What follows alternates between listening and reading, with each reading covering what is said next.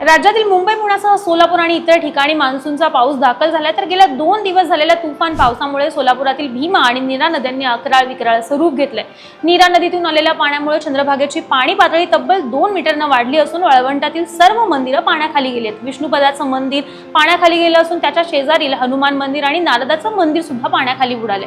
मे महिन्यात कायम कोरडी पडणारी अकलूजची नीरा नदी आज दुथडी भरून वाहू लागली। आज सकाळी अकलूज येथील अकलाई मंदिरात सुद्धा पाणी शिरलंय। आज अमावस्येच्या निमित्तानं दर्शनाला आलेल्या नागरिकांनी नीरेचं हे रौद्र रूप पाहण्यासाठी मोठी गर्दी केलेली होती। सोलापूरच्या नीरा नरसिंगपूर इथल्या नदीच्या संगमावरती पाण्याचं अकराळ विक्राळ रूप दिसलंय, तर मुंबईत 107 वर्षातला विक्रमी असा पाऊस कोसळलाय। मे महिन्यात 295 मिलीमीटर पावसाची नोंद झाली।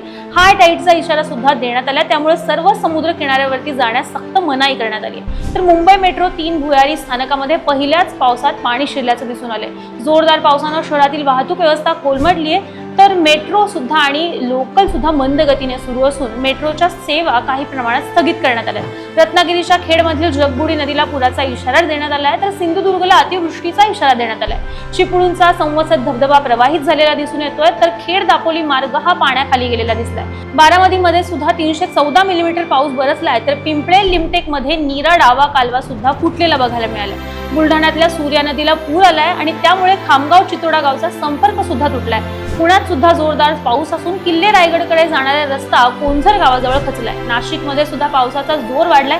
सिन्नर तालुक्यातल्या 8 ते 10 गावांचा संपर्क तुटलाय। सांगलीच्या चांदोली धरण पाणी पातळीमध्ये मोठी वाढ झाली, तर साताऱ्यातला लिंगमळा धबधबा ओसंडून वाहतोय। तर पावसामुळे सर्व शेतीचं मोठं नुकसान झालेलं दिसतंय आणि एकूणच अवकाळी पावसानं महाराष्ट्राला चांगलं झोडपलेलं दिसतंय।